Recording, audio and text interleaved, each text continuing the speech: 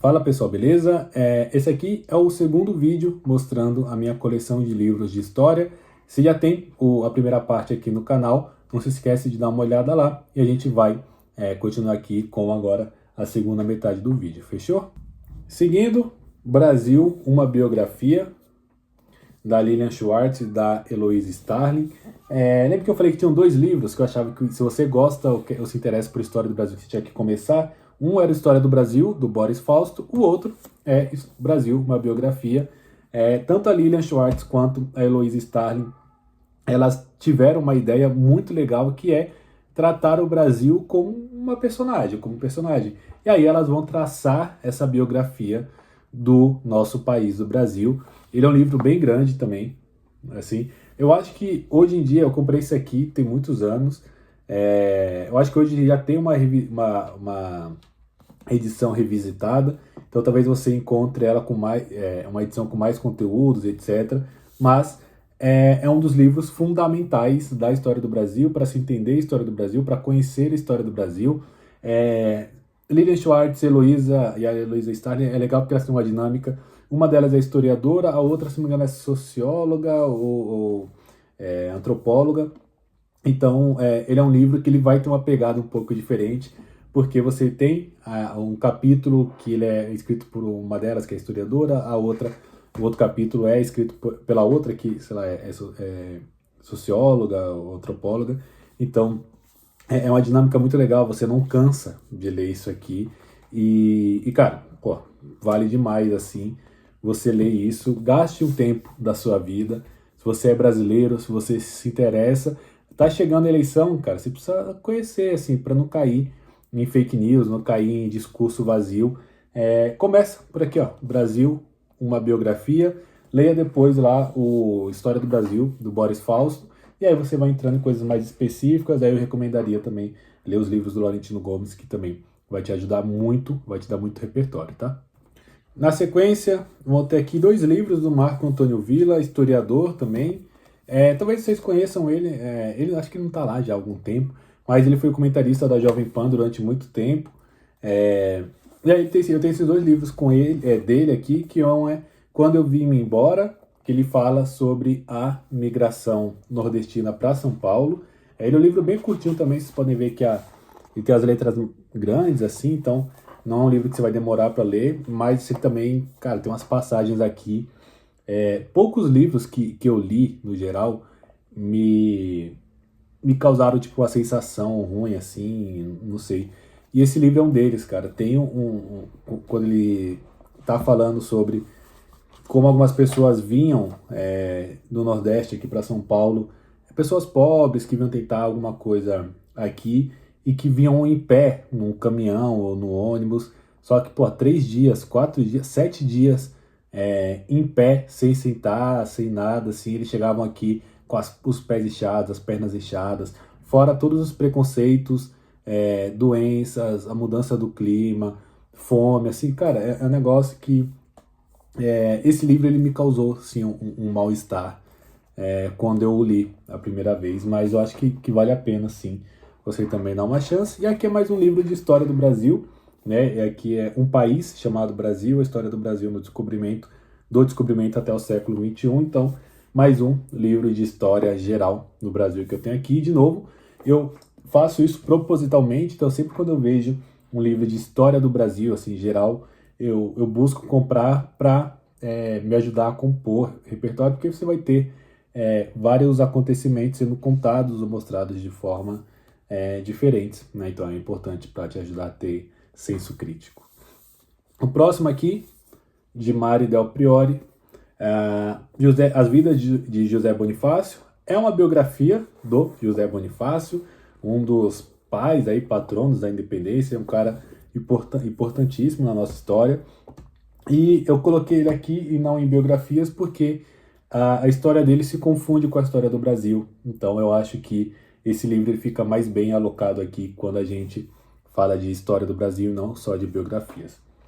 O próximo, um livro muito pequenininho, Dos Canibais, do Michel de Montaigne, que ele também vai falar sobre coisas específicas do Brasil, e aí, como o título sugere, sobre os canibais. né? Então, nós tínhamos povos nativos aqui do Brasil que tinham esse hábito, né, do canibalismo, e o Michel de Montaigne vai falar um pouco sobre isso, vai falar sobre o que motivava a questão ritualística, né? Então, assim, não é como se os povos que cometiam, né, ou que, enfim, tinham o canibalismo como algo na sua cultura, não é como se eles se alimentassem de seres humanos, né? Isso fosse a base alimentar deles, era algo que tinha a ver com rituais e crenças que eles tinham. Então, é uma curiosidade, né?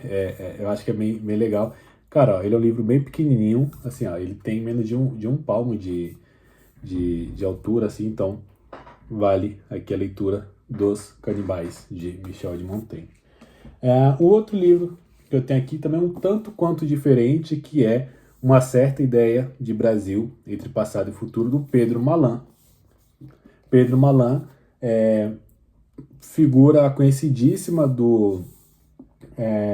da economia do Brasil, esteve envolvido lá no Plano Real, da equipe do Fernando Henrique Cardoso.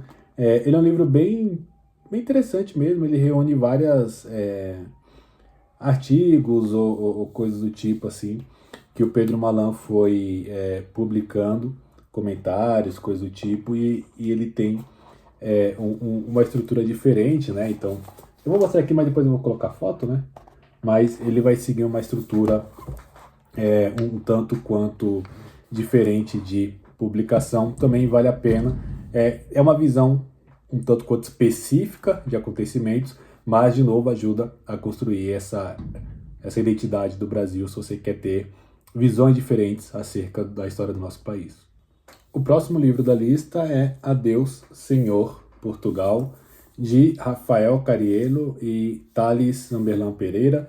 Ele é um livro que vai falar sobre a independência do Brasil, então ele foca na independência e tudo que cercou esse movimento. Então, as crises monetárias, os problemas que estavam rolando em Portugal, vai falar sobre toda a violência que envolveu a independência, porque a gente aprende na escola que, assim, do nada, Dom Pedro foi lá, montado em seu cavalo branco, e declarou a independência, mas, assim, a independência já vinha sendo construída muito tempo antes da data oficial da independência. Já tinha estados, né, províncias do Brasil que tinham declarado independência, algumas inclusive tinham se declarado repúblicas. Então, eles vão buscar aqui, os dois autores, construir toda essa história que levou à independência e o que aconteceu durante ela.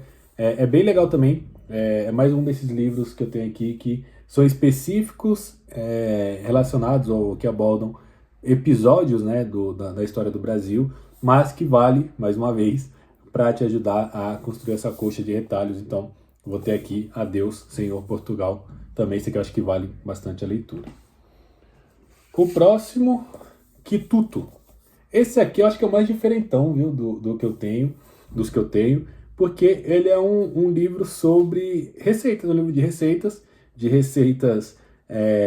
de origem africana, que também vai mostrar como que as comidas, né, a alimentação, a culinária africana, ela moldou a nossa culinária brasileira, além de ter dado nome para muita coisa e muitas expressões que a gente tem aqui no dia a dia. O próprio título Quituto, o autor, né, Raul Lodge, a gente conhece, a gente fala sobre quitutes, né? Então, assim, o que tem de né, os quitutes, coisas para comer, vem daqui. Então, é um livro diferentão mesmo. Ele é literalmente um livro de receitas. Então, ele vai, enfim, ter vários como fazer aqui de receitas, vai falar sobre a origem de algumas coisas. Então, por exemplo, aqui tem uma, eu também vou colocar a imagem aqui depois, mas ele vai dar receita, por exemplo, de alguma comida que leva a dendê. E aí, antes de dar a receita, ele vai contar a história do dendê, de onde vem, como que isso chegou aqui no Brasil vindo da África. Então, ele é um livro diferentão mesmo, vale a pena se você quiser cozinhar, então você aprender receitas novas, e também como algo que tem a ver com a construção da identidade do Brasil, porque a nossa identidade ela passa muito pela nossa alimentação, né? Continuando, 1499, o Brasil antes de Cabral, de Reinaldo José Lopes. É um livro que vai falar um pouco sobre como era o território brasileiro antes da colonização. Ele vai falar um pouco sobre os povos que estavam aqui, sobre os animais que estavam aqui.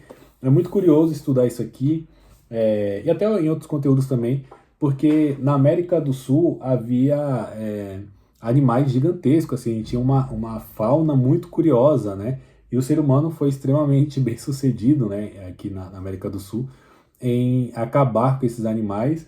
E aí, o autor de 1499 ele vai falar um pouco sobre o que existia aqui antes do Cabral. É um livro curioso também, curtinho, fácil de ler.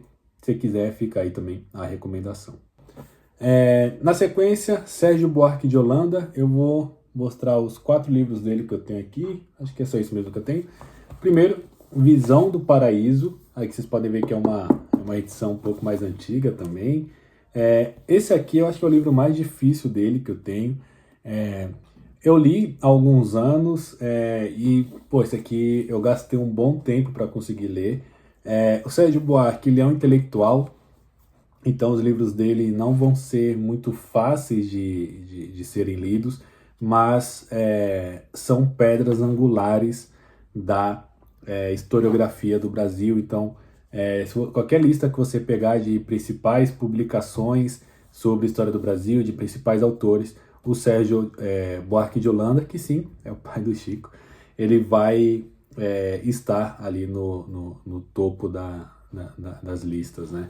Então, o Visão do Paraíso ele vai falar um pouco sobre a visão dos colonizadores quando eles chegaram aqui na América, principalmente na América do Sul, né? Então vai falar mais dos portugueses e dos espanhóis, e de toda a percepção que eles tinham de coisa fantástica mesmo. Então, as visões que eles tinham de monstros, Amazonas, e lugares mágicos, pessoas que tinham 2 cabeças e coisa do tipo.